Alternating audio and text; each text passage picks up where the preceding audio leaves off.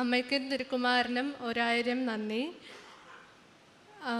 അമ്മയുടെ പ്രത്യക്ഷീകരണത്തിൻ്റെ സ്ഥിരസാക്ഷിയായ യേശുപ്പൻ്റെ നാമത്തിൽ എന്നെ എൻ്റെ കുടുംബത്തെ ഉയർത്തിയതിന് അമ്മയ്ക്കും തിരുക്കുമാരനും എത്ര നന്ദി പറഞ്ഞാലും തീരത്തില്ല. ഇന്ന് ഞങ്ങളിവിടെ എൻ്റെ പേര് ഡോണ. ഞങ്ങൾ വരുന്നത് കൊട്ടാരക്കരയിൽ നിന്നാണ്. ഇതെൻ്റെ മമ്മിയാണ്. ഞങ്ങളിവിടെ ആദ്യമായിട്ട് വന്ന് ഉടമ്പടി എടുക്കുന്നത് 2022 നവംബർ 18 എൻ്റെ മമ്മിയാണ് ഫസ്റ്റ് ഉടമ്പടി എടുക്കുന്നത്.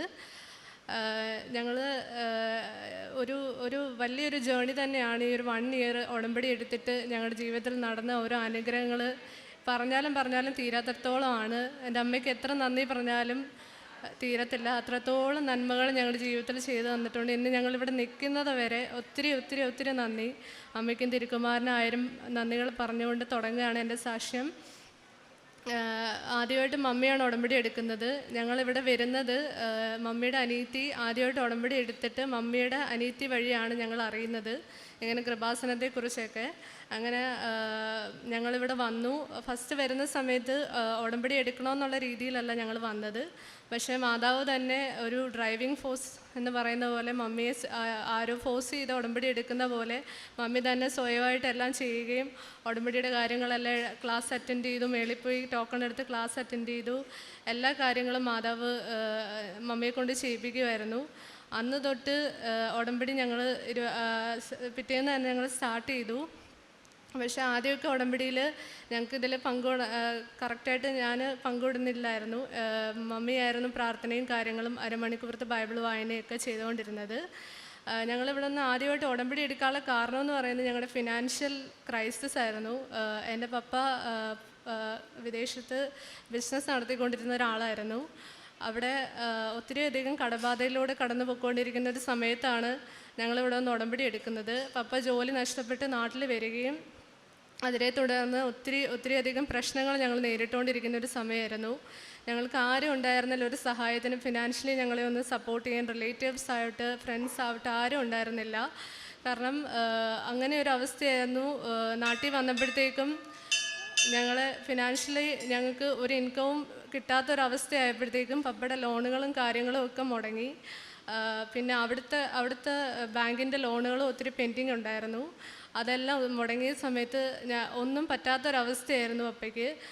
പിന്നെ എനിക്കും ഫിനാൻഷ്യലി എൻ്റെ ഫാമിലി സപ്പോർട്ട് ചെയ്യാനുള്ളൊരു ഇതുണ്ടായിരുന്നില്ല. കാരണം ഞാൻ പഠിക്കുന്ന സമയം ഞാൻ ഇൻറ്റേൺഷിപ്പ് ചെയ്യുമായിരുന്നു. അപ്പം എനിക്ക് ഫിനാൻഷ്യലി അവർക്കൊരു സപ്പോർട്ട് കൊടുക്കാൻ പറ്റത്തില്ലായിരുന്നു. പിന്നെ ഉള്ളത് പിന്നെ ആകെ കൂടെ ഞങ്ങൾക്ക് പപ്പയുടെ ഇൻകം കൊണ്ടാണ് ഞങ്ങളുടെ ഫാമിലി റൺ ചെയ്തുകൊണ്ടിരുന്നത്. അതുകൂടെ ഞങ്ങൾക്ക് മൊത്തത്തിൽ നഷ്ടപ്പെട്ടപ്പോൾ എങ്ങനെയാണ് മുന്നോട്ട് പോകേണ്ടതെന്ന് അറിയാത്തൊരവസ്ഥയായിരുന്നു. ഈവൻ ഞങ്ങൾ ഒരു സൂയിസൈഡ് എന്നുള്ള ഒരു വക്കിൽ വരെ എത്തിയിട്ടാണ് മാതാവ് ഞങ്ങളെ ഇവിടേക്ക് കൊണ്ടുവന്ന് പിന്നെ പടിപടിയായിട്ട് ഞങ്ങളെ ഉയർത്തുമായിരുന്നു. അതുവരെ ബാങ്കിൽ നിന്ന് നിരന്തരമായി ഞങ്ങളെ ശല്യപ്പെടുത്തുമായിരുന്നു പപ്പയുടെ ലോണിൻ്റെ കാര്യങ്ങളൊക്കെ വെച്ചിട്ട്. പക്ഷേ ഇവിടെ വന്ന് ഉടമ്പടി എടുത്തതിന് ശേഷം പിന്നെ ഒരാളോ ഒരു കോള് പോലും വന്നിട്ടില്ല ഞങ്ങൾക്ക്. അങ്ങനെ ഞങ്ങളെ മാതാവ് പൊതിഞ്ഞു പിടിക്കുമായിരുന്നു.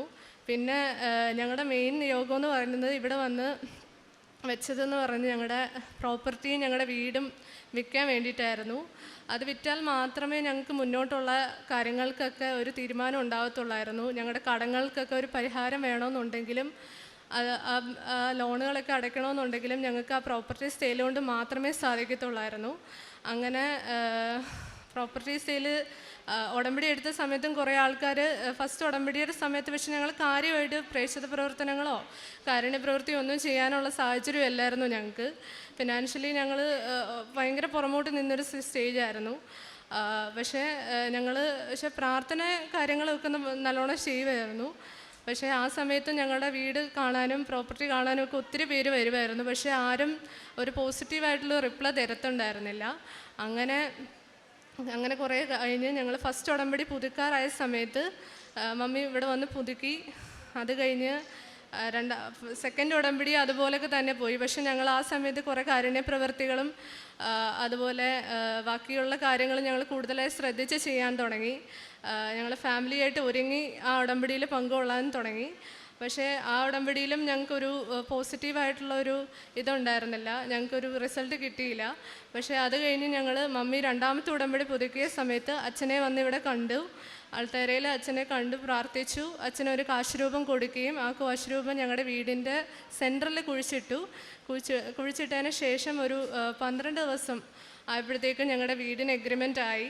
അതുവരെ എന്ത് തടസ്സമാണോ എന്തെന്നറിയില്ല, ആ തടസ്സങ്ങളെല്ലാം നീങ്ങി. അതുപോലെ ഞങ്ങളുടെ പ്രോപ്പർട്ടി സെയിലായാലും 1 മന്തിനുള്ളിൽ വേറൊരു പ്രോപ്പർട്ടി ഉണ്ട്, അതും സെയിലായി. അത് ആക്ച്വലി ലോണിലായിരുന്നു ഇരുന്നത്. അങ്ങനെ ആ പ്രോപ്പർട്ടിയുടെ എഗ്രിമെൻറ്റും ആയി. അങ്ങനെ ഇപ്പോൾ ഞങ്ങൾ ഈ December 2 ഞങ്ങളുടെ പ്രോപ്പർട്ടി സെയിൽ നടന്നു. ഇപ്പോൾ ഞങ്ങളുടെ കംപ്ലീറ്റ് മൊത്തം കടിബാധ്യതകളും ഞങ്ങൾക്ക് ആ പ്രോപ്പർട്ടി സെയിലോടെ തീർന്നു. പക്ഷേ പപ്പയ്ക്ക് ഫിനാൻഷ്യലി സപ്പോർട്ട് ചെയ്യാൻ പപ്പയ്ക്കൊരു ഇൻകം ഇതുവരെ ആയിട്ടില്ല. പക്ഷെ ചെറിയ രീതിയിൽ പപ്പയ്ക്കൊരു ഇൻകം വന്നായിരുന്നു. പക്ഷെ അതും ഇതുവരെ ഒന്നും സ്റ്റേബിൾ ആയിട്ടില്ല. ഞങ്ങൾ വിശ്വസിക്കുന്ന മാതാവ് ഇനിയും പപ്പയെ നടത്തും എന്നുള്ളതിൽ. അതുപോലെ തന്നെ പിന്നെ എൻ്റെ രണ്ടാമത്തെ കാര്യം എന്ന് പറയുന്നത് എൻ്റെ പഠിത്തം, എൻ്റെ ഹയർ സ്റ്റഡീസിന് വേണ്ടിയിട്ടായിരുന്നു മമ്മി നിയോഗം വെച്ചത്.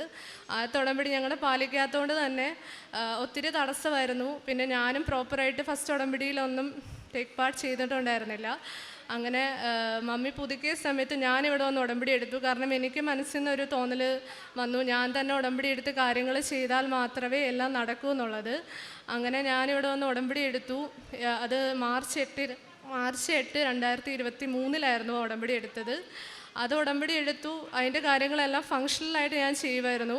പക്ഷേ അതിൻ്റെ വേണ്ട കാര്യങ്ങൾ എന്ന് പറഞ്ഞാൽ ഒരു സമർപ്പണമോ അതുപോലെ തന്നെ ദൈവസ്നേഹം ഉണ്ടോയെന്ന് ചോദിച്ചാൽ അതിൽ പറയുന്ന കാര്യങ്ങളൊക്കെ ഫോളോ ചെയ്യും. അരമണിക്കൂർ ബൈബിൾ വായിക്കും, പ്രേക്ഷിത പ്രവർത്തനങ്ങളെല്ലാം ചെയ്യും, പത്രം കൊണ്ട് കൊടുക്കും, ഫുഡ് കൊണ്ട് കൊടുക്കും, ഇങ്ങനെ രോഗികളെ ഞങ്ങൾ വിസിറ്റ് ചെയ്യാൻ പോകും.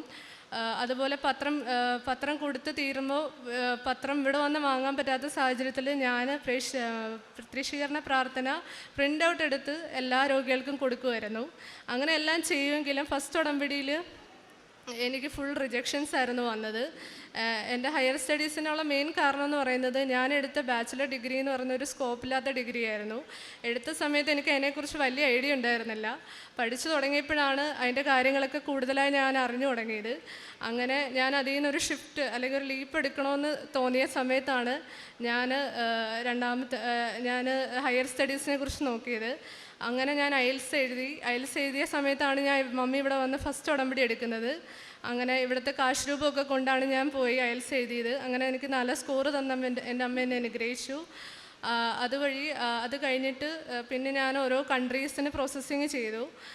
പല കൺട്രീസിനും വെച്ചെങ്കിലും ഫുൾ റിജക്ഷനായിരുന്നു. ആദ്യം കാനഡയ്ക്ക് വെച്ചു, കാനഡയിൽ റിജക്ഷനായിരുന്നു. പിന്നെ പല കൺട്രീസ് നോക്കി, UK അതുപോലെ അയർലൻഡ് എല്ലാം നോക്കി ഫുൾ റിജക്ഷനായിരുന്നു. കാരണം എന്ന് പറഞ്ഞു കഴിഞ്ഞാൽ എൻ്റെ എഡ്യൂക്കേഷണൽ ബാക്ക്ഗ്രൗണ്ട് എന്ന് പറയുന്നത് ഒരു കാർഡിയക് റിലേറ്റഡ് കോഴ്സാണ്.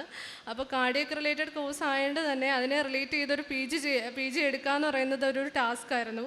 പല ഏജൻസീസും ഇത് കാരണം എനിക്കൊരു അപ്രോപ്രിയേറ്റ് ആയിട്ടുള്ളൊരു പി ജി റിലേറ്റഡ് കോഴ്സ് തരാൻ അവർക്ക് ആർക്കും പറ്റിയിട്ടുണ്ടായിരുന്നില്ല. പല ഏജൻസീനെ ഞാൻ ഇത് സംബന്ധമായിട്ട് ഞാൻ കോണ്ടാക്ട് ചെയ്തായിരുന്നു. പക്ഷേ അങ്ങനെ ഇരിക്കുമ്പോൾ എനിക്ക് എൻ്റെ ഫസ്റ്റ് ഉടമ്പടി തീരാറായ സമയത്ത് എനിക്കൊരു യൂണിവേഴ്സിറ്റിയിൽ നിന്ന്, അതും അയർലൻഡിലുള്ളൊരു യൂണിവേഴ്സിറ്റിയിൽ നിന്ന് എനിക്ക് ഓഫർ ലെറ്റർ വന്നു. പക്ഷേ ഞാൻ ചിന്തിച്ചപ്പോൾ അത്യാവശ്യം നല്ലൊരു കോഴ്സായിരുന്നു. റെയർ ആയിട്ടുള്ള കോഴ്സാണെങ്കിലും അത്യാവശ്യം തിരക്കിയപ്പോൾ നല്ല സ്കോപ്പൊക്കെ ഉള്ളതാണെന്ന് പറഞ്ഞ് അങ്ങനെ ഞാൻ ഡെപ്പോസിറ്റ് പേയ്മെൻറ്റ്സ് നടത്തി. ഡെപ്പോസിറ്റ് പേയ്മെൻറ്റ് ചെയ്തതിന് ശേഷം പിന്നീട് അങ്ങോട്ട് ഫുൾ തടസ്സങ്ങളായിരുന്നു. ഈ ഉടമ്പടി ഞാൻ എടുക്കാൻ കാരണം തന്നെ ഈ തടസ്സങ്ങളും ഉണ്ടായിരുന്നു. എനിക്ക് എന്ത് കാര്യത്തിന് ഞാൻ മുന്നോട്ട് ഇറങ്ങിയാലും എനിക്ക് ഫുൾ തടസ്സങ്ങളായിരുന്നു. എൻ്റെ ഏത് ചെറിയൊരു പേപ്പർ വർക്കിൻ്റെ കാര്യത്തിനായാലും എവിടെ പോയാലും ഫുൾ തടസ്സങ്ങളാണ്. അപ്പോൾ ഞാൻ ഉടമ്പടി എടുക്കുമ്പോൾ ഈ തടസ്സങ്ങളൊക്കെ മാറും എന്നുള്ളൊരു വിശ്വാസത്തിലാണ് ഞാൻ ഈ ഉടമ്പടി എടുത്തത്. പക്ഷേ ഉടമ്പടി എടുത്ത സമയത്തും ഇങ്ങനെ ഫുൾ മാതാവ് എനിക്ക് ഓരോ പരീക്ഷണങ്ങൾ തന്നുകൊണ്ടിരിക്കുമായിരുന്നു. അങ്ങനെ ഫസ്റ്റ് ഉടമ്പടി തീരാറായപ്പോൾ ഓഫർ ലെറ്റർ വന്നു. ഓഫറിൽ ഞാൻ ഡെപ്പോസിറ്റ് പേ ചെയ്തു. ഡെപ്പോസിറ്റ് പേ ചെയ്തതിന് ശേഷം പിന്നെയുള്ള പ്രോസസ്സ് എന്ന് പറഞ്ഞാൽ നമ്മൾ ലോണിന് മൂവ് ചെയ്യണം. ലോണിന് മൂവ് ചെയ്യുക എന്ന് പറയുന്നത് നമ്മുടെ സിവിൽ സ്കോർ നോക്കിയിട്ടാണ് അവർ ലോൺ അപ്രൂവ് ചെയ്യുന്നത്. അപ്പോൾ ഞങ്ങൾക്ക് ലോണ് ബാങ്കിൽ പെൻഡിങ് ആയിട്ട് ഇങ്ങനെ കിടക്കുന്നതുകൊണ്ട് ഞങ്ങൾക്ക് ഫുൾ റിജക്ഷൻസ് ആയിരുന്നു. ഒരു 2-3 അല്ല ഒരു 5-6 ബാങ്കിൽ ഞങ്ങൾ കോൺടാക്ട് ചെയ്തു. അവരെല്ലാം നമ്മൾ റിജക്റ്റ് ചെയ്തു. അപ്പോൾ ആ പ്രതീക്ഷയും പോയി. പിന്നെ ഉള്ളതെന്ന് പറഞ്ഞാൽ ഈ പ്രോപ്പർട്ടി സെയിലിൽ കൂടെ നമുക്ക് എമൗണ്ട് കണ്ടെത്താമെന്നുള്ളതായിരുന്നു. ആക്ച്വലി ചുരുക്കി പറഞ്ഞാൽ എൻ്റെ വീട്ടിൽ ഒരു രീതിയിലുള്ള സപ്പോർട്ടും ഇതിനുണ്ടായിരുന്നില്ല. ഞാനിങ്ങനെ പുറത്ത് പോയി പഠിക്കുക എന്ന് പറഞ്ഞത് എൻ്റെ ഒരു ആഗ്രഹം എന്ന് പറഞ്ഞാൽ ഞാൻ പുറത്ത് പോയി പഠിച്ച് എൻ്റെ ഫാമിലി സപ്പോർട്ട് ചെയ്യണമെന്നുള്ളതായിരുന്നു എൻ്റെ ഒരു ആഗ്രഹം. ഞാൻ അതുകൊണ്ട് മാത്രമാണ് ഇതിന് മുന്നിട്ടിറങ്ങിയത്. കാരണം ഞാൻ ഒറ്റ മോളാണ്. അതുപോലെ ഞാൻ മുന്നോട്ടിറങ്ങി എൻ്റെ ഫാമിലിക്ക് സപ്പോർട്ട് ചെയ്താൽ മാത്രമേ അവർക്കിനി മുന്നോട്ട് പോകാൻ പറ്റുള്ളൂ. അപ്പം അതിന് വേണ്ടിയിട്ടാണ് ഞാനിതിന് വേണ്ടി ഇറങ്ങിയത്. പക്ഷെ എന്നാലും എൻ്റെ ഉള്ളിൽ നിന്ന് ആരോ എന്നോട് പറയുന്നുണ്ട് നിനക്ക് സാധിക്കും എന്നുള്ളൊരു ഉള്ളിൽ നിന്നൊരു എനിക്കൊരു ബോധ്യം ഉണ്ടായിരുന്നു. ആരും എന്നോട് പറയുന്നത് പോലെ എനിക്ക് തോന്നി. അങ്ങനെ ലോൺ കിട്ടിയില്ല. അങ്ങനെ ഞങ്ങൾ പ്രോപ്പർട്ടി സെയിലിന് വേണ്ടിയാണ് അച്ഛനെ കണ്ടത് ഇവിടെ വന്ന്. അങ്ങനെ അച്ഛനെ കണ്ടു. അച്ഛൻ്റെ കാശ് രൂപം വെച്ച് പ്രോപ്പർട്ടി സെയിൽ നടന്നു. എഗ്രിമെൻ്റ് എഴുതി. പക്ഷേ എഗ്രിമെൻ്റ് വെച്ചിട്ടൊന്നും നമുക്ക് ആ എമൗണ്ട് ഒന്നും കൊണ്ട് പോകാൻ പറ്റത്തില്ല. കാരണം പ്രോപ്പർ ഡോക്യുമെൻറ്റേഷൻ അവർക്ക് വേണം.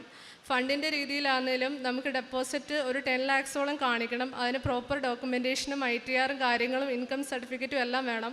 നമുക്ക് ഇൻകം സർട്ടിഫിക്കറ്റ് കാണിക്കാൻ നമുക്കൊന്നുമില്ല നമ്മുടെ കയ്യിൽ. അങ്ങനെ ഒത്തിരി തടസ്സങ്ങളിലൂടെ കടന്നുപോയി. അങ്ങനെ ലാസ്റ്റ് എനിക്ക് മനസ്സിലായി ഇതെന്തായാലും കിട്ടാൻ പോകുന്നില്ല. ഞാൻ അടച്ച ഡെപ്പോസിറ്റ് ഒരു $50,000 ഒരു 46,000ഓളം എൻ്റെ കയ്യിൽ നിന്ന് പോയി. പിന്നെ ആ കൂടെ എൻ്റെ പ്രതീക്ഷയെല്ലാം തകർന്നു. ഇനി എന്ത് ചെയ്യുമെന്നറിയാതെ അങ്ങനെ അപ്പോഴത്തേക്ക് ഞാൻ എൻ്റെ ഫസ്റ്റ് ഉടമ്പടി പുതുക്കി കഴിഞ്ഞായിരുന്നു. അപ്പം ഞാനിങ്ങനെ ആലോചിച്ചു, ഈ ഒരു ഉടമ്പടി കഴിഞ്ഞു, രണ്ടാമത്തെ ഉടമ്പടിയും തീരാറായി, എന്നിട്ടും എൻ്റെ കാര്യങ്ങളിലൊന്നും ഒരു മൂവ്മെൻ്റ് ഉണ്ടാവുന്നില്ല.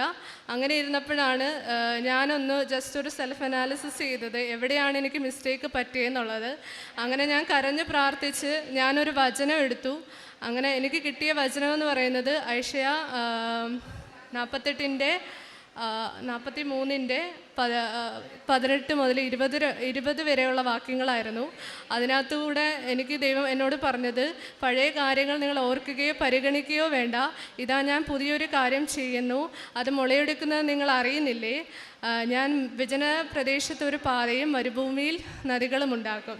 ആ ഒരു വചനം കേട്ടപ്പോൾ തന്നെ എനിക്കൊരു പോസിറ്റീവ് അല്ലെങ്കിൽ ഒരു ഒപ്റ്റിമിസ്റ്റിക് ആയിട്ട് എനിക്ക് തോന്നി. എന്ന് പറഞ്ഞാൽ മാതാവ് കൂടെ ഉണ്ടെന്നുള്ളൊരു കരുതൽ എനിക്ക് തോന്നി. അങ്ങനെ പുതിയതായിട്ട് എന്തോ സംഭവിക്കാൻ പോകുന്നെന്നുള്ളൊരു തോന്നൽ വന്നു. അതിനുശേഷം ഞാനിങ്ങനെ പ്രാർത്ഥിച്ചുകൊണ്ടിരുന്നപ്പോൾ എൻ്റെ ഉള്ളിൽ നിന്ന് പറയുകയാണ്, നീ കംപ്ലീറ്റ്ലി സറണ്ടർ ചെയ്യേ, നീ നിൻ്റെ മെറിറ്റിൽ വിശ്വസിക്കാതെ നീ കംപ്ലീറ്റായി സറണ്ടർ ചെയ്യാനുള്ള ഒരു മെസ്സേജാണ് എനിക്ക് ആരോ ഇങ്ങനെ പറയുന്നത് പോലെ എനിക്ക് തോന്നി. അങ്ങനെ ഞാൻ എൻ്റെ കംപ്ലീറ്റ് സറണ്ടർ ചെയ്തു. എൻ്റെ മാതാവിന് അത്രയും കാലം ഞാൻ ഒരു 50% എൻ്റെ മെറിറ്റിലാണ് ഞാൻ വിശ്വസിച്ചിരുന്നത്. കാരണം മെറിറ്റ് വെച്ച് നോക്കുവാണെങ്കിൽ എനിക്ക് അത്യാവശ്യം മാർക്കുള്ള ഒരാളാണ്. അക്കാഡമിക്കലി ഞാൻ കുറച്ച് മുന്നിൽ നിൽക്കുന്ന ആളാണ്. പക്ഷേ ഞാൻ അതിലാണ് വിശ്വസിച്ചുകൊണ്ടിരുന്നത്. മെറിറ്റിൽ നിന്ന് ഞാൻ മാറി ഗ്രേസിലേക്ക് തിരിഞ്ഞപ്പോഴാണ് ഫുള്ളി ഞാൻ സറണ്ടർ ചെയ്തു. അതിന് ശേഷമാണ് പിന്നീട് അങ്ങോട്ട് എൻ്റെ ഇപ്പോൾ ഈ വിസ കിട്ടി ഞാനിങ്ങനെ നിൽക്കുന്ന വരെയുള്ള കാര്യങ്ങൾ നടന്നിരിക്കുന്നത്. അതിനുശേഷം ഞാൻ എൻ്റെ ഏജൻസി മാറ്റി വേറെ ഏജൻസിയിൽ കൊടുത്തു. റീഫണ്ടിന് ചോദിച്ചപ്പോൾ റീഫണ്ട് കിട്ടിയില്ല, ഡെപ്പോസിറ്റ് പേയ്മെൻറ്റ്. അങ്ങനെ ഞാൻ വേറൊരു ഏജൻസി വഴി ഞാൻ എൻ്റെ ഡോക്യുമെൻറ്റ്സ് ഫയൽ ചെയ്തു. അങ്ങനെ അവരെ നോക്കി അവർ ആക്ച്വലി ഒരു എജുഫെയർ പോലെ കണ്ടക്ട് ചെയ്യുന്നുണ്ടായിരുന്നു കോട്ടയത്ത് വെച്ച്. അങ്ങനെ എന്നോട് പറഞ്ഞു അവിടെ വന്നത് പാർട്ടിസിപ്പേറ്റ് ചെയ്യാൻ പറഞ്ഞു അതിൽ. അങ്ങനെ ഞാൻ പോയി. അവിടെ ചെന്നപ്പോൾ ഞാനൊരു ഡെലിഗേറ്റിനെ കണ്ടു. അത് ഒരു ജർമ്മൻ യൂണിവേഴ്സിറ്റി, പ്രൈവറ്റ് ആയിട്ടുള്ള ഒരു യൂണിവേഴ്സിറ്റിയുടെ ഡെലിഗേറ്റിനെയാണ് ഞാൻ കണ്ടത് അവിടെ വെച്ച്. പുള്ളിക്കാരി എന്നോട് പറഞ്ഞു, നിനക്ക് പറ്റിയ ആപ്റ്റായിട്ടുള്ളൊരു കോഴ്സുണ്ട്, അതും APS സർട്ടിഫിക്കേഷനും ഒന്നും ഇല്ലാത്ത കോഴ്സാണ്. അപ്പം നിനക്ക് പ്രോസസ്സിങ് കാര്യങ്ങളൊക്കെ എളുപ്പമായിരിക്കും, പെട്ടെന്ന് തന്നെ വിസ കിട്ടും. അപ്പോൾ ആദ്യമൊക്കെ എനിക്കൊരു ഡൗട്ട് തോന്നി, ഇത് മാതാവായിട്ട് തരുന്നതാണോ? കാരണം ഞാൻ ഇതിന് പോകുന്നതിന് മുന്നേ ഞാൻ മാതാവിനോട് പറഞ്ഞു, മാതാവേ ഞാൻ എല്ലാം അമ്മയുടെ കയ്യിൽ സമർപ്പിക്കുകയാണ്, ഇനി എൻ്റെ കയ്യിൽ ഒന്നുമില്ല. അമ്മയായിട്ട് തന്നെ എനിക്കൊരു കോഴ്സും അതുപോലെ തന്നെ അമ്മയായിട്ട് എനിക്ക് ഒരു നല്ല യൂണിവേഴ്സിറ്റിയും അതുപോലെ നല്ലൊരു ഇൻടേക്കും നല്ലൊരു കൺട്രിയും തന്നെ എന്നെ അനുഗ്രഹിക്കണമെന്ന് പറഞ്ഞു. അതുപോലെ തന്നെ അവിടെ വെച്ച് എനിക്ക് നല്ലൊരു യൂണിവേഴ്സിറ്റി തന്നു, നല്ലൊരു കോഴ്സ്, അതും എനിക്ക് ആപ്റ്റായിട്ട് എൻ്റെ പ്രൊഫഷനെ റിലേറ്റ് ചെയ്ത് വരുന്ന ഒരു PG കോഴ്സ് തന്നെ എനിക്ക് കിട്ടി. അതുപോലെ നല്ലൊരു യൂണിവേഴ്സിറ്റി, അതും APS ഇല്ലാതെ തന്നെ എനിക്ക് പോവാം. APS എന്ന് പറയുന്ന ഒരു വലിയ പ്രോസസ്സാണ്. ഒരു 3 to 6 months എങ്കിലും അറ്റ്ലീസ്റ്റ് അതിനെടുക്കും അതിൻ്റെ പേപ്പർ വർക്കും കാര്യങ്ങളും ഒക്കെ കിട്ടി ഫൈനലി വെരിഫൈ ചെയ്ത് കിട്ടാൻ. അപ്പോൾ അത്രയും ടൈം നമ്മുടെ കയ്യിലില്ല. പിന്നെ വീട്ടിൽ നിന്നും എന്നെ ഫോഴ്സ് ചെയ്യുന്നുണ്ട്, കാരണം ഓൾറെഡി ഒരു 46 hours കളഞ്ഞിട്ട് ഞാൻ നിൽക്കുവാണ്. അപ്പോൾ ഇനി മുന്നോട്ട് ഉറപ്പുള്ളൊരു കാര്യത്തിന് മാത്രമേ പോവാവൂ. കാരണം APS കിട്ടിയില്ല എന്നുണ്ടെങ്കിൽ നമുക്ക് ഒന്നും മുന്നോട്ട് പോകാൻ പറ്റത്തില്ല. അപ്പം ഇതിന് APSഉം വേണ്ട, അതുമല്ല ഫീസും ഞാൻ ഇത്രയും നാൾ വെച്ച് എല്ലാ യൂണിവേഴ്സിറ്റിയിൽ കമ്പയർ ചെയ്യുമ്പോഴും വളരെയധികം കുറവ് ഫീസാണ് ഈ യൂണിവേഴ്സിറ്റിക്കുള്ളത്. അത് നല്ലൊരു കോഴ്സാണ്, സ്കോപ്പുള്ള കോഴ്സാണ്. അപ്പം ഞാൻ മാതാവായിട്ട് തന്നെയാണ് ഞാനത് വിശ്വസിച്ചു. കാരണം നല്ല കോഴ്സ്, നല്ലൊരു ഇൻടേക്ക്, നല്ലൊരു കൺട്രി. പക്ഷെ പിന്നെ എൻ്റെ മുന്നിലൊരു ക്വസ്റ്റ്യൻ മാർക്കായിട്ട് നിന്നത് ജർമ്മനി എന്നുള്ളൊരു കൺട്രി ആയിരുന്നു. ജർമ്മനിയാണ് എനിക്ക് കിട്ടിയ കൺട്രി. അവിടെ ലാംഗ്വേജ് മസ്റ്റായിട്ടുള്ളൊരു ഫാക്ടറാണ്. അപ്പം ലാംഗ്വേജ് പഠിച്ചില്ല എന്നുണ്ടെങ്കിൽ നമ്മൾ വളരെയധികം ബുദ്ധിമുട്ടാണ് അവിടെ ചെന്ന്. അപ്പോൾ ലാംഗ്വേജ് പഠിക്കുക എന്നുള്ളൊരു ഫാക്ടർ കൊണ്ടാണ് നേരത്തെ ഞാൻ ഈ കൺട്രിയെക്കുറിച്ച് ചിന്തിക്കായിരുന്നു. എനിക്കൊരു ധൈര്യമില്ലായിരുന്നു. ഒരു പുതിയ ലാംഗ്വേജ് പഠിക്കുക, അവിടെ പോയി അത് കമ്മ്യൂണിക്കേറ്റ് ചെയ്യുക എന്ന് പറയുന്നത് ഒരിക്കലും എനിക്കത് ചിന്തിക്കാൻ പറ്റാത്തൊരു ഫാക്ടറായിരുന്നു. പക്ഷേ എന്തോ എനിക്ക് ഉള്ളിൽ നിന്ന് മാതാവ് എനിക്ക് ഒരു ധൈര്യം തന്നു. നിന്നെക്കൊണ്ട് സാധിക്കുമോ എന്നുള്ളൊരു ധൈര്യം എനിക്ക് മാതാവ് തന്നു. അതിന് ശേഷം ഞാൻ അതിന് എന്നെ മൂവ് ചെയ്യാമെന്നുള്ളൊരു തീരുമാനത്തിലെത്തി. വീട്ടിൽ ചോദിച്ചപ്പോഴും അവർക്കെല്ലാം സമ്മതമായിരുന്നു. അങ്ങനെ ഞങ്ങൾ അതിന് ആപ്ലിക്കേഷൻ വെച്ച് ഒരു മൺഡേ ആണ് വെച്ചത്. ഒരു ട്യൂസ്ഡേ നെക്സ്റ്റ് ഡേ തന്നെ എനിക്ക് കണ്ടീഷണൽ ഓഫർ ലെറ്റർ വന്നു. അതും കറക്റ്റ് ട്യൂസ്ഡേ ഞാനൊരു സാക്ഷ്യം കേൾക്കുന്ന സമയത്ത് ഇതുപോലെ മാതാവിൻ്റെ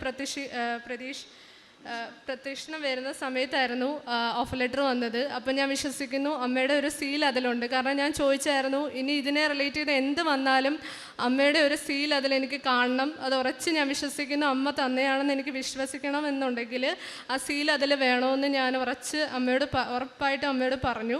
അതിനുശേഷം എനിക്ക് ആ ഫസ്റ്റ് സീലായിട്ട് ആ ചൊവ്വാഴ്ച ഞാൻ ആ സാക്ഷ്യം കേട്ട സമയത്ത് എനിക്ക് കണ്ടീഷണൽ ഓഫർ ലെറ്റർ വന്നു. അന്നേരം മാതാവ് വരുന്ന സമയത്തുള്ള മണി ഞാൻ കേട്ടു. അപ്പോൾ എനിക്ക് മനസ്സിലായി മാതാവ് തന്നെ വന്ന് തന്നതാണെന്ന്. നെക്സ്റ്റ് ഡേ അതുപോലെ തന്നെ ഞാൻ എൻ്റെ കണ്ടീഷൻ മീറ്റ് ചെയ്തപ്പോൾ അൺകണ്ടീഷണൽ ഓഫർ ലെറ്റർ വന്നു. അത് പക്ഷേ മാതാവായിട്ട് വന്ന് തന്നു എന്ന് വേണമെങ്കിൽ പറയാം. കാരണം ഞാൻ ഇങ്ങനെ ലൈറ്റ് ക്യാൻഡിൽ റിക്വസ്റ്റ് ഇടുമായിരുന്നു. ഞാൻ ഇങ്ങനെ പേഷ്യൻസിനെ കാണാൻ പോകുമ്പോൾ അവർക്ക് വേണ്ടി പ്രാർത്ഥിക്കാറുണ്ട്. സ്പെഷ്യൽ പ്രെയറിന് വേണ്ടിയിട്ട് ലൈറ്റ് ക്യാൻഡിൽ ഇട്ട് പ്രാർത്ഥിക്കും. അങ്ങനെ ലൈറ്റ് ക്യാൻഡിൽ ഇട്ടുകൊണ്ടിരുന്ന സമയത്ത് എനിക്ക് നല്ലൊരു സുഗന്ധം വരുന്നുണ്ടായിരുന്നു. അത് മുല്ലപ്പൂവിൻ്റെ നല്ല സ്ട്രോങ് ആയിട്ടുള്ളൊരു ഫ്രാഗ്രൻസ് വരുന്നുണ്ടായിരുന്നു. അങ്ങനെ ആ സ്മെല്ല് കിട്ടിയപ്പോൾ എനിക്ക് ഞാൻ മമ്മിയോട് പറഞ്ഞു, മമ്മി എൻ്റെ തൊട്ടടുത്ത് ഇരിപ്പുണ്ടായിരുന്നു. പക്ഷെ മമ്മിക്ക് ഒരു രീതിയിലുള്ള സ്മെല്ല് മമ്മിക്ക് വന്നില്ല. പക്ഷേ എനിക്ക് ആ സ്മെല്ല് വന്നപ്പോൾ തന്നെ ഞാനിങ്ങനെ ആലോചിക്കുന്നത് എന്താ എനിക്ക് മാത്രം കിട്ടുന്നത്. അങ്ങനെ പെട്ടെന്ന് തന്നെ ഒരു 2-3 സെക്കൻഡ്സിനുള്ളിൽ എൻ്റെ ഫോണിൽ നോട്ടിഫിക്കേഷൻ വന്നു, മെയിൽ വന്നു, അൺകണ്ടീഷണൽ ഓഫർ ലെറ്റർ വന്നു. അങ്ങനെ മാതാവ് അങ്ങനെ അൺകണ്ടീഷണൽ ഓഫർ തന്ന് എനിക്ക് അടുത്ത ഇൻഡിക്കേഷൻ തന്നു. ഇത് മാതാവായിട്ട് തരുന്നതാണ്. മാതാവ് പ്രസൻസിലൂടെ വന്ന് എന്നെ അറിയിച്ചു. അതായിരുന്നു രണ്ടാമത്തെ കാര്യം. അത് കഴിഞ്ഞ് ഒരു 1 മന്തോളം അത് കഴിഞ്ഞ് ഞാൻ വന്ന് രണ്ടാമത്തെ ഉടമ്പടി പുതുക്കി. അങ്ങനെ ഒരു 1 മന്തോളം അത് കഴിഞ്ഞു. അപ്പോഴത്തേക്കും പിന്നെ വിസയ്ക്ക് ഡേറ്റ് എടുക്കുന്നതായി അടുത്ത വിഷയം. വിസയ്ക്ക് ഡേറ്റ് എടുക്കുക എന്ന് പറയുന്നത് VFSൽ നമുക്ക് APS ഇല്ലാത്തൊരു സ്റ്റുഡൻ്റ് ആയതുകൊണ്ട് നമുക്കങ്ങനെ പെട്ടെന്ന് ഡേറ്റ് കിട്ടത്തില്ല. അപ്പം ഏജൻസിക്കാർ എന്നോട് പറഞ്ഞു ഡേറ്റിൻ്റെ ഒരു ഇഷ്യൂ വരുന്നുണ്ട്. കാരണം 1 ഇയറായി വാലിഡിറ്റി അയൽസിന് വാലിഡിറ്റി 2 years ആണ് ഓൾമോസ്റ്റ് എല്ലാ കൺട്രീസിലും. പക്ഷേ ജർമ്മൻ്റെ പുതിയ റൂൾ അനുസരിച്ച് 1 year വാലിഡിറ്റി കഴിഞ്ഞാൽ ഉടനെ അവർ പുതിയ അയൽസ് എടുക്കണം. ഞാൻ ഓൾമോസ്റ്റ് 1 ഇയറായി. December 30, 2022 ഞാൻ എൻ്റെ ഫസ്റ്റ് അയൽസിൻ്റെ റിസൾട്ട് എനിക്ക് വന്നത്. അപ്പോൾ ഞാനത് 1 year ഈ December 30 ആകുമ്പോഴത്തേക്കും 1 year കംപ്ലീറ്റ് ആവും. അതിന് മുന്നേ എനിക്ക് വിസയ്ക്ക് ഡേറ്റ് കിട്ടി വിസയ്ക്ക് വെച്ചില്ല എന്നുണ്ടെങ്കിൽ വീണ്ടും അയൽസ് എഴുതേണ്ടി വരും. അതൊന്നുകൂടെ നല്ല പൈസയാവും. പിന്നെയെന്ന് പറഞ്ഞു കഴിഞ്ഞാൽ പിന്നെ അത്ര എഫോർട്ട് എടുത്ത് പഠിച്ചെഴുതാമെന്ന് പറയുന്നത് ചെറിയ കാര്യമല്ല. അപ്പം ഞാനങ്ങനെ അപ്പം വീട്ടിലൊക്കെ കുറച്ച് എല്ലാവരും ഒന്ന് ഡൗൺ ആയി. ഇനി എന്ത് ചെയ്യും, ഡേറ്റ് കിട്ടിയില്ല എന്നുണ്ടെങ്കിൽ നമുക്കിനി മുന്നോട്ട് പോകാൻ പറ്റത്തില്ല. അങ്ങനെ ഞാൻ പെട്ടെന്ന് തന്നെ ഒരു ലൈറ്റ് ക്യാൻഡിൽ റിക്വസ്റ്റ് ഇട്ട് പ്രാർത്ഥിച്ചു, അമ്മേ മാതാവേ ഈ December 30 എനിക്ക് വിസ തന്ന് അനുഗ്രഹിക്കണം. അതിന് മുന്നേ എനിക്കൊരു ഡേറ്റ് VFSന് ഫിക്സ് ചെയ്ത് കിട്ടണം എന്നൊക്കെ ഞാൻ വെച്ച് പ്രാർത്ഥിച്ചു. ലൈറ്റ് ക്യാൻഡിൽ റിക്വസ്റ്റ് ഇട്ടു. അതിനുശേഷം എനിക്ക് 30 November 3 എനിക്ക് ഡേറ്റ് കിട്ടി. ഇത് ഒക്ടോബറിലാണ് ഇത് സംഭവം നടക്കുന്നത്. അതിന് മുന്നേ തന്നെ അഖണ്ഡ ജപമാല റാലിക്ക് പങ്കെടുക്കാനുള്ള അനുഗ്രഹം എനിക്ക് കിട്ടി. അത് ആക്ച്വലി ഞങ്ങളുടെ ഒരു വലിയൊരു ആഗ്രഹമായിരുന്നു. ഞങ്ങൾ കൊന്തു ചൊല്ലി എന്നും പ്രാർത്ഥിക്കുന്നതായിരുന്നു എനിക്കും അമ്മയ്ക്കും അതിൽ വന്ന് പങ്കെടുക്കണമെന്നുള്ളത്. അത് ആക്ച്വലി കുറേ തടസ്സങ്ങളുണ്ടായിരുന്നു. അന്ന് എനിക്ക് സുഖമില്ലായിരുന്നു, മമ്മിക്കും സുഖമില്ലായിരുന്നു. പക്ഷെ അമ്മയോട് ഞാൻ അന്നേരം പറഞ്ഞു, അമ്മ ഇനി പരീക്ഷിക്കരുത്, ലാസ്റ്റ് മൂമെൻ്റാണ് അമ്മ എന്നെ കൈവിടരുത്, ഞങ്ങളെ അതിൽ പങ്കെടുക്കാൻ അനുവദിക്കണമെന്ന് പറഞ്ഞു. അങ്ങനെ പിറ്റേന്ന് തന്നെ ഞങ്ങൾക്ക് പ്രശ്നങ്ങളൊന്നും, തലേന്ന് ഭയങ്കര ഫുള്ളി ഡിസ്റ്റർബ്ഡ് ആയിരുന്നു, ഫിസിക്കലി ഞങ്ങൾ ഒട്ടും ശരിയല്ലായിരുന്നു ഞങ്ങളുടെ ഹെൽത്ത്. പക്ഷെ എന്നിട്ടും പിറ്റേന്ന് രാവിലെ ഞങ്ങൾ ഫുള്ളി ഓക്കെ ആയി. ഞങ്ങൾ അതിൽ കൊണ്ടുപോയി മാതാവ്, അതിൽ വിശുദ്ധിയോടെ ഞങ്ങൾക്കത് പങ്കെടുക്കാൻ സാധിച്ചു. അത് വലിയൊരു അനുഗ്രഹമായിരുന്നു. അതിനുശേഷം ഞങ്ങൾ ബാംഗ്ലൂരിൽ VFSൽ പോയി. VFSൽ പോകുന്നതിന് മുന്നേ ഞാൻ അമ്മയോട് ഒരു കാര്യം പറഞ്ഞു, അമ്മേ ഇത് അമ്മയുടെ കയ്യിലാണ് ഞാൻ എൻ്റെ ഫയലും കാര്യങ്ങളും എല്ലാം ഏൽപ്പിക്കുന്നത്, അമ്മയാണ് എൻ്റെ വിസ ഓഫീസർ, എനിക്ക് വേറെ ആരെയും അറിഞ്ഞുകൂടാ, വേറെ ആരെയും ഞാൻ വിശ്വസിക്കുന്നില്ല, അമ്മയുടെ കയ്യിലാണ് ഞാൻ എല്ലാം ഏൽപ്പിക്കുന്നത്, അതോടെ അമ്മ തന്നെ നോക്കിക്കോണമെന്ന് പറഞ്ഞു. അങ്ങനെ ഞാൻ അമ്മയുടെ കൈ കൊടുത്തു ഫയല്. അങ്ങനെ ആ ഫയലുമായിട്ട് ഞാൻ VFSൽ പോയി 3-ാം തീയതി. ഞങ്ങൾ ബൈ റോഡാണ് പോകുന്നത്. ഞങ്ങൾ ഇവിടുന്ന് കൊട്ടാരക്കരയിൽ നിന്ന് ഞങ്ങൾ ബൈ റോഡ് തമിഴ്നാട് വഴിയാണ് ഞങ്ങൾ പോകുന്നത്. അത്ര ഓൾമോസ്റ്റ് ഒരു 500 to 600 കിലോമീറ്റേഴ്സ് ഞങ്ങൾ ട്രാവൽ ചെയ്തു റോഡിൽ, ലൈക്ക് ബൈ കാർ. പപ്പയും ഞാനും ഉണ്ടായിരുന്നുള്ളൂ മാറിയും തിരിഞ്ഞും ഓടിക്കാനായിട്ട്. പക്ഷേ ഞങ്ങളെ സേഫായിട്ട് ഒരു ചെറിയ പോറൽ പോലും ഏൽക്കാതെ അമ്മ ഞങ്ങളെ നടത്തി. അങ്ങനെ ഞങ്ങൾ അവിടെ ചെന്നു. അത് അവിടെ ചെന്നത് മാത്രമല്ല, പിന്നെ അവിടുത്തെ ഓരോ കാര്യങ്ങളും ഞങ്ങളുടെ അക്കോമഡേഷൻ ഉൾപ്പെടെ ഞങ്ങൾ ആഗ്രഹിച്ച സ്ഥലത്ത് തന്നെ ഞാനിങ്ങനെ പറഞ്ഞു, മമ്മി ഇവിടെ തന്നെ കിട്ടുവാണെങ്കിൽ നമുക്ക് നല്ലതായിരിക്കും. കാരണം VFSൻ്റെ തൊട്ട് ഓപ്പോസിറ്റ് ഫ്ലാറ്റിൽ തന്നെ ഞങ്ങൾക്ക് റൂം ഒരുക്കി തന്നു അമ്മ. അങ്ങനെ ഞങ്ങളുടെ ഓരോ ചെറിയ കാര്യങ്ങളും അമ്മ ഏറ്റെടുത്തു. അങ്ങനെ VFSൽ പോയി. പിറ്റേന്ന് ഞാൻ പത്രമായിട്ട് അവിടുന്ന് പോയത്. ഇവിടെ വന്ന് ഞാൻ അമ്മയുടെ അനുഗ്രഹം മേടിച്ചായിരുന്നു പോകുന്നതിന് മുന്നേ. അപ്പം ഞാൻ ഇവിടുന്ന് കുറച്ച് പത്രം വാങ്ങിയായിരുന്നു, കുറച്ച് തമിഴ് പത്രവും കന്നഡ പത്രവും. അങ്ങനെ അതുമായിട്ട് ഞാൻ VFSൽ ചെന്നു. VFSലുള്ളവർക്കെല്ലാം ഞാൻ കന്നഡ പത്രം കൊടുത്തു. പിന്നെ പോകുന്ന വഴിക്ക് ഞാൻ തമിഴ് പത്രം കൊടുത്തായിരുന്നു, കാരണം തമിഴ്നാട് ബോർഡർ വഴിയാണ് പോയത്. അപ്പോൾ അവിടെ ഞാൻ അവിടെ ഉള്ള ആൾക്കാർക്കൊക്കെ കൊടുത്തായിരുന്നു. അങ്ങനെ ഞാൻ VFSൽ കയറി. ഞാൻ കുറച്ച് ഉപ്പ് വിശ്വാസ പ്രമാണം ചൊല്ലി ഞാൻ കയറുന്നിടത്ത് ജസ്റ്റ് ആരും കാണാത്തൊരു ഏരിയയിൽ കൊണ്ടിട്ടായിരുന്നു. അകത്ത് കയറി. എൻ്റെ കയ്യിൽ ഈ കാശ് രൂപമുണ്ട്. ഇത് രണ്ടുമാണ് എൻ്റെ ആസ്തി. ഇത് രണ്ടുമായിട്ടാണ് ഞാൻ കയറി ഓരോ കൗണ്ടറിൻ്റെ അവിടെ ചെല്ലുമ്പോഴും ഞാൻ ഈ കൊന്ത ചൊല്ലിയിരിക്കുക. അതുപോലെ ഫസ്റ്റ് കൗണ്ടർ ചെന്നു, വെരിഫിക്കേഷൻ എല്ലാം ചെയ്തു. അവരെന്നെ സെക്കൻഡ് കൗണ്ടറിലേക്ക് വിട്ടു. ടോക്കൺ തന്നു, സെക്കൻഡ് കൗണ്ടറിലേക്ക് വിട്ടു. ഓക്കെ, സെക്കൻഡ് കൗണ്ടറിൽ ചെന്നു. അങ്ങനെ സെക്കൻഡ് കൗണ്ടറിൽ ചെന്നപ്പോൾ അവർ പറഞ്ഞു, ഇതിലൊരു ചെറിയ കുഴപ്പമുണ്ടല്ലോ, ഈ അപ്പോയിൻമെൻറ്റ് നിങ്ങൾക്ക് പറ്റത്തില്ല എന്നുണ്ട്. അപ്പോൾ തന്നെ ഞാൻ പെട്ടെന്ന് എന്ത് ചെയ്യണമെന്നൊരു അവസ്ഥയായിപ്പോയി. മാതാവെ, ഞാൻ അമ്മയിലല്ലേ ഏൽപ്പിച്ചത്, ഇത്രയും ദൂരം വന്നു, ഇത്രയും കാശ് മുടക്കി ഞങ്ങൾ വന്നിട്ട് വെറുതെ പോകേണ്ട അവസ്ഥ വരുത്തല്ലേ എന്ന് പ്രാർത്ഥിച്ച് വിശ്വാസ പ്രമാണം ചൊല്ലി. ഉടനെ തന്നെ ഏതോ ഒരു ഹയർ ഒഫീഷ്യലാണെന്ന് തോന്നുന്നു, ആരാന്നൊന്നും എനിക്കറിയില്ല. അന്നേരം തന്നെ അവർക്കൊരു കോള് വന്നു. ഇവർ സംസാരിച്ചു. പെട്ടെന്ന് തന്നെ അവർ എൻ്റെ ഫയൽ ഒരു കയ്യിലെടുത്തു. അവർ ഫയലാക്കി വെരിഫൈ ചെയ്തു, എൻ്റർ ചെയ്തു. അങ്ങനെ എന്നെ ബയോമെട്രിക്സിന് വിട്ടു. അങ്ങനെ അവിടുത്തെ കാര്യങ്ങളെല്ലാം ഭംഗിയായിട്ട് അമ്മ നടത്തി. അന്ന് തന്നെ ഞങ്ങൾ അവിടെ ഒരു പള്ളി ഉണ്ടായിരുന്നു മാതാവിൻ്റെ, ശിവാജി നഗറിൽ. അവിടെ പോയി പ്രാർത്ഥിച്ചു. അവിടെയും പത്രങ്ങളെല്ലാം കൊടുത്തു. ഞങ്ങൾ മടങ്ങി വന്നു. ഒരു പ്രശ്നവും വന്നില്ല. പോകുന്ന വഴിയിലെല്ലാം അമ്മയുടെ ഒരു പ്രസൻസ് ഞങ്ങൾ ഫീൽ ചെയ്യുന്നുണ്ടായിരുന്നു. മേഘത്തിലൂടെ നിങ്ങളെ വഴികാട്ടി ആയിട്ട് ദൈവം നടത്തുമെന്ന് പറഞ്ഞ പോലെ മേഘത്തിൽ ഞങ്ങൾക്ക് കാണാൻ സാധിച്ചിട്ടുണ്ടായിരുന്നു മാതാവിൻ്റെ പ്രസൻസ്.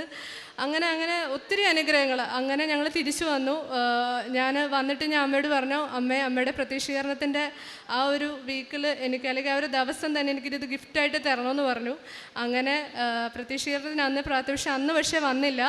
അപ്പോൾ പപ്പയൊന്ന് ചെറുതായിട്ടൊന്ന് കളിയാക്കി, നീ പറഞ്ഞിട്ട് നിൻ്റെ മാതാവ് കേട്ടില്ലല്ലോ എന്ന് പറഞ്ഞു. പക്ഷെ അത് കഴിഞ്ഞ് ഒരു 2-3 ഡേയ്സിനുള്ളിൽ തന്നെ ആ വീക്ക് തന്നെ എനിക്ക് വിസ സ്റ്റാമ്പ് ചെയ്ത് വന്നു. ലൈക്ക് എനിക്ക് മെസ്സേജ് വന്നു, സ്റ്റാമ്പ് ചെയ്തോ ഇല്ലയോ എന്ന് നമ്മുടെ കൈ കിട്ടിയാലേ അറിയുള്ളൂ. മെസ്സേജ് വന്നു VFSന്ന്, നിങ്ങളുടെ പാസ്പോർട്ട് ഡിസ്പാച്ച് ആയിട്ടുണ്ടെന്ന്. അങ്ങനെ അതിന് മുന്നേ ഞാനിങ്ങനെ സാക്ഷ്യങ്ങളൊക്കെ കേട്ടിട്ടുണ്ട്, മാതാവ് തന്നെ വന്ന് നമുക്ക് വിസ തരുമെന്നുള്ളത്. അങ്ങനെ അതിൻ്റെ തലേന്ന്, ഈ മെസ്സേജ് വരുന്നതിൻ്റെ തലേന്ന് അമ്മയായിട്ട് തന്നെ ഞങ്ങളുടെ വീട്ടിൽ വന്നു. ആക്ച്വലി ഒരു അവശയായൊരു സ്ത്രീ അവരുടെ മോളുമായിട്ടാണ് വന്നത്. അപ്പോൾ അവരവരുടെ മോളുടെ കൈയും പിടിച്ച് മോൾക്ക് എന്തോ സഹായം കൊടുക്കണം, അവരുടെ മോളുടെ കല്യാണമാണ്, അതിന് സഹായം ചെയ്യണമെന്ന് പറഞ്ഞാൽ വന്നത്. അങ്ങനെ അമ്മയും മോളും വന്നു. അമ്മയും മോളെ അവർ വന്നു. പക്ഷെ ഞാൻ ആ സമയത്ത് അവരെ കണ്ടില്ല. അപ്പം മമ്മി അവർക്ക് പൈസ കൊടുത്ത് അവരെ വിട്ടു. അത് കഴിഞ്ഞ് പക്ഷെ ഞാൻ വിൻഡോയ്ക്കുള്ളൂടെ നോക്കിയപ്പോഴാണ് ഇങ്ങനെ അമ്മയുടെ രൂപത്തിലെ ഒരു സ്ത്രീയെ ഞാൻ കാണുന്നത്. അങ്ങനെ ഞാൻ അവരെ തിരികെ വിളിച്ചു. അവരോട് പറഞ്ഞെങ്കിൽ വരാൻ പറഞ്ഞു. എവിടെ നിന്ന് വരുന്നത് എന്തോ എന്നൊക്കെ ചോദിച്ചപ്പോൾ വിൻഡോ വഴിയാണ് ഞാൻ ചോദിക്കുന്നത്. അങ്ങനെ അവരെ തിരിച്ചു വിളിച്ചു. ഞാൻ അവർക്ക് അവരോട് ചോദിച്ചു ഫുഡ് കഴിച്ചു എന്ന്. അവർ പറഞ്ഞു ഒന്നും കഴിച്ചില്ല എന്ന് പറഞ്ഞു. അങ്ങനെ ഞാൻ അവർക്ക് അവിടെ ഉണ്ടായിരുന്ന കുറച്ച് ഫുഡ് എടുത്ത് ഞാൻ അവർക്ക് കൊടുത്തു. വീട്ടിലുണ്ടായിരുന്ന എന്തോ ആണോ അത് തന്നെ ഞാൻ കൊടുത്തിട്ട് പക്ഷേ എനിക്കെന്തോ അവരെ കാണുമ്പോൾ എന്തോ ഒരു ചൈതന്യം, മാതാവിനെ കാണുന്ന പോലെ എനിക്ക് തോന്നി. എനിക്കൊരു കരച്ചിൽ വരുമായിരുന്നു അവരെ കണ്ടപ്പോൾ തന്നെ. ലൈക്ക് അങ്ങനെ ഒരു ഫീലിംഗ്, അമ്മയായിട്ട് നിൽക്കുവാണെന്നുള്ള, അവരെന്നെ അനുഗ്രഹിച്ചാണ് അവരെ പോയത്. അത് കഴിഞ്ഞ് പിറ്റേന്ന് തന്നെ എനിക്ക് മെസ്സേജ് വന്നു. അങ്ങനെ 2-3 ഡേയ്സിനുള്ളിൽ എനിക്ക് ലൈക്ക് പാസ്പോർട്ട് ഡിസ്പാച്ച് ആയെന്ന് പറഞ്ഞ് എന്നെ ഏജൻസിയിൽ നിന്നാണ് എന്നെ വിളിക്കുന്നത്. അവർ ട്രാക്ക് ചെയ്യുന്നുണ്ടായിരുന്നു. അങ്ങനെ ഞാൻ പോയി വാങ്ങി വിസ അടിച്ച് കിട്ടിയ പാസ്പോർട്ടുമായിട്ടാണ് ഞാനിവിടെ വന്നേക്കുന്നത്. ഇത്രയും തടസ്സത്തിൽ നിന്നും, അത് പറഞ്ഞാൽ ഒന്നും അല്ലാത്ത എന്നെ ഇത്രത്തോളം എൻ്റെ ദൈവം എന്നെ ഉയർത്തിയിട്ടുണ്ടെങ്കിൽ അത് എനിക്കറിയത്തില്ല അത് എങ്ങനെ അതിന് നന്ദി പറയണമെന്നുള്ളത്. പിന്നെ ഞാൻ ഈ ഉടമ്പടി കാലത്ത് കൊന്ത ചൊല്ലാൻ പഠിച്ചായിരുന്നു. കാരണം ആദ്യം കൊന്ത ഞാനൊരു ഓർണമെൻ്റായിട്ട് യൂസ് ചെയ്തുകൊണ്ടിരുന്ന ഒരാളാണ്. കാരണം ബേസിക്കലി ഞങ്ങൾ മർത്തമായിട്ടാണ്. അപ്പോൾ ഞങ്ങൾക്ക് കൊന്തയെക്കുറിച്ചോ അങ്ങനെയുള്ള ചൊല്ലുകളെക്കുറിച്ചോ ഒന്നും അറിയില്ല. പക്ഷെ ഞാൻ പഠിച്ചു, യൂട്യൂബിലും ഗൂഗിളിലും ഒക്കെ സെർച്ച് ചെയ്ത് കൊന്തയുടെ രഹസ്യങ്ങളെല്ലാം എഴുതിയെടുത്ത് പഠിച്ചു. പിന്നെ ഇവിടുന്ന് പുസ്തകം വാങ്ങിയിട്ടുണ്ടായിരുന്നു, അതെല്ലാം നോക്കി പഠിച്ചു. ഇപ്പോൾ എല്ലാ രഹസ്യങ്ങളും ഞാൻ പഠിച്ചു. ഓരോ ദിവസവും ഞാൻ കൊന്ത ചൊല്ലും. അരമണിക്കൂറല്ല, 1 മണിക്കൂറിൽ കൂടുതലിരുന്നാണ് ഞാൻ കൊന്ത ചൊല്ലുന്നത്. ദൈവം എന്നോട് ഡയറക്റ്റ് സംസാരിക്കുന്ന പോലെ എനിക്ക് ഫീൽ ചെയ്യാറുണ്ട്. അങ്ങനെ ഒരു പ്രസൻസ് എൻ്റെ ചുറ്റിനും എന്നെ പൊതിഞ്ഞ് പിടിക്കുന്ന പോലെ എനിക്ക് പലപ്പോഴും തോന്നാറുണ്ട് ഞാൻ കൊന്ത ചൊല്ലുന്ന സമയത്ത്. ഒരു പവർഫുൾ വെപ്പണാണ് നമ്മുടെ കയ്യിൽ. പിന്നെ പ്രേക്ഷിത പ്രവർത്തനം എന്ന് പറയുന്നത് ഞാൻ പത്രങ്ങളൊക്കെ കൊണ്ട് കൊടുക്കാറുണ്ട്. ഏറ്റവും ഇഷ്ടപ്പെട്ടൊരു പാർട്ടെന്ന് പറഞ്ഞാൽ പ്രേക്ഷിത പ്രവർത്തനവും അതുപോലെ തന്നെ ചാരിറ്റി പ്രവർത്തനവുമാണ്, അല്ലെങ്കിൽ കാരുണ്യ പ്രവൃത്തിയാണ്. എനിക്ക് ഈ ഉടമ്പടിയിൽ ഏറ്റവും ഇഷ്ടപ്പെട്ട കാര്യമെന്ന് പറയുന്നത് മറ്റുള്ളവർക്ക് കൊടുക്കാനും മറ്റുള്ളവരിലെ ദൈവത്തെ കാണാനും എനിക്ക് സാധിക്കുന്നുണ്ട്. ഈശോയെ അമ്മയാണ് ഈ തളർന്ന വഴിയിലൊക്കെ ഇരിക്കുന്നതെന്ന് എനിക്ക് തോന്നാറുണ്ട്. അതുപോലെ രോഗികളെ കണ്ട് ഞാൻ അവർക്ക് തൈലമൊക്കെ തേച്ച് കൊടുക്കാറുണ്ട്, ക്രിട്ടിക്കലായിട്ട് കിടക്കുന്ന രോഗികളാണെങ്കിൽ. അതുപോലെ പ്രത്യക്ഷീകരണ പ്രാർത്ഥന പ്രിൻ്റ് ഔട്ട് എടുത്ത് കൊടുക്കാറുണ്ട്. ഇപ്പോൾ പത്രം തികയാതൊക്കെ വരുമ്പോൾ എൻ്റെ കയ്യിൽ വരുന്ന സമയത്ത് തന്നെ ഞാൻ കൊടുത്ത് തീർക്കും പത്രങ്ങളെല്ലാം. പിന്നെ ബാക്കി അവർക്ക് ലൈക്ക് എന്തെങ്കിലും അവരിൽ എത്തിച്ചു കൊടുക്കണമല്ലോ, മാതാവിനെക്കുറിച്ച് പറയുമ്പോൾ അവർക്ക് എന്തെങ്കിലും പ്രാർത്ഥനയും എത്തിക്കണം. അങ്ങനെ ഒരു ഇതിൽ വെച്ചിട്ട് ഞാൻ പ്രത്യക്ഷീകരണ പ്രാർത്ഥന പ്രിൻ്റ് ഔട്ട് എടുത്ത് കൊടുക്കുമായിരുന്നു. അങ്ങനെ പിന്നെ എക്സ്ട്രാ എവിടെന്നെങ്കിലും പള്ളികളിലൊക്കെ പോകുമ്പോൾ ഇങ്ങനെ പത്രങ്ങൾ വെറുതെ ഇട്ടേക്കുന്ന കാണാം ബണ്ടിൽ കണക്കിന്. അതൊക്കെ എടുത്ത് ഞാനിങ്ങനെ ഓരോരുത്തരുടെ അടുത്തും ഞാൻ തന്നെ എടുത്ത് കൊടുക്കാറുണ്ട്. അവിടുത്തെ സെക്യൂരിറ്റിയോട് ചോദിച്ചിട്ട് ഞാനിത് എടുത്തോട്ടെ എന്ന് പറഞ്ഞ് ഞാനതെടുത്ത് കൊടുക്കാറുണ്ട്. അതിലൂടെയൊക്കെ എനിക്ക് കുറച്ചുകൂടെ ആഴത്തിൽ വളരാനാണ് സാധിച്ചത്. ദൈവത്തെ എല്ലാവർക്കും കൊടുക്കാനും, അതുപോലെ ഒരാളൊരു പ്രശ്നമായിട്ട് എൻ്റെ അടുക്കൽ വന്നാൽ എനിക്ക് അവർക്ക് കൊടുക്കാൻ പറ്റുന്ന ഏക സൊല്യൂഷൻ എന്ന് പറഞ്ഞാൽ ഇപ്പം കൃപാസനമാണ്. നിങ്ങൾ കൃപാസനത്തിൽ ഇപ്പോൾ ഒരു ഉടമ്പടി എടുക്കുക എന്നൊക്കെയാണ്. പിന്നെ ഞങ്ങൾ പ്രാർത്ഥിച്ചിട്ട് ഒത്തിരി പേർക്ക് സൗഖ്യം കിട്ടിയിട്ടുണ്ട്. എൻ്റെ പപ്പയുടെ കസിന് ക്യാൻസർ ആയിരുന്നു. പുള്ളിക്കാർക്ക് വേണ്ടി ഞങ്ങൾ പ്രാർത്ഥിക്കുമായിരുന്നു. ഞങ്ങളുടെ കുടുംബ പ്രാർത്ഥനയുടെ സമയത്തും അല്ലാതെയൊക്കെ പേഴ്സണൽ പ്രെയറൊക്കെ ചെയ്തിട്ടുണ്ട്, ലൈറ്റ് ക്യാൻഡിലൊക്കെ ഇട്ട് പ്രാർത്ഥിച്ചിട്ടുണ്ട്. പുള്ളിക്കാരിക്ക് കംപ്ലീറ്റ്ലി ക്യൂറായി. അതുപോലെ തന്നെ മമ്മിയുടെ ബ്രദറിൻ്റെ ഒരു ഫ്രണ്ട് ഞങ്ങളൊരു ദിവസം ട്രിപ്പിന് പോയപ്പോൾ ഞങ്ങളുടെ കൂടെ വന്നതാണ് പുള്ളിക്കാരൻ. പക്ഷേ ആ സമയത്ത് പുള്ളിക്കാരൻ ഒരു കാർഡിയക് അറസ്റ്റ് ഉണ്ടായി. അവിടെ വെച്ച് തന്നെ അങ്ങനെ ഹോസ്പിറ്റലൈസ് ചെയ്തു. പക്ഷേ ആ ക്രിട്ടിക്കൽ സ്റ്റേജിൽ പറഞ്ഞു കിട്ടത്തില്ല, എല്ലാവരെയും അറിയിച്ചോളാനൊക്കെയാണ് പറഞ്ഞത്. പക്ഷെ ഞങ്ങൾ അവിടെ ഇരുന്ന് പ്രത്യക്ഷീകരണ പ്രാർത്ഥന ചൊല്ലി പ്രാർത്ഥിച്ചു. ഒരു ½ ആൻ അവറിനുള്ളിൽ പുള്ളിക്കാരനെ ICUവിന് ഷിഫ്റ്റ് ചെയ്തു വാർഡിലേക്ക്. അങ്ങനെ ഒത്തിരി അനുഗ്രഹങ്ങൾ, 1 അല്ല 2 അല്ല, ഈ ജീവിതം തന്നെ മുഴുവൻ ദൈവത്തിന് കൊടുത്താലും തീരാത്തടത്തോളം അനുഗ്രഹമാണ് ദൈവം ഞങ്ങൾക്ക് തന്നിരിക്കുന്നത്. എൻ്റെ അമ്മയ്ക്കും തിരുക്കുമാരനും 1000 നന്ദി ഇത്രത്തോളം ഞങ്ങളെ നടത്തിയതിന്. യേശുവേ സ്തോത്രം, യേശുവേ നന്ദി.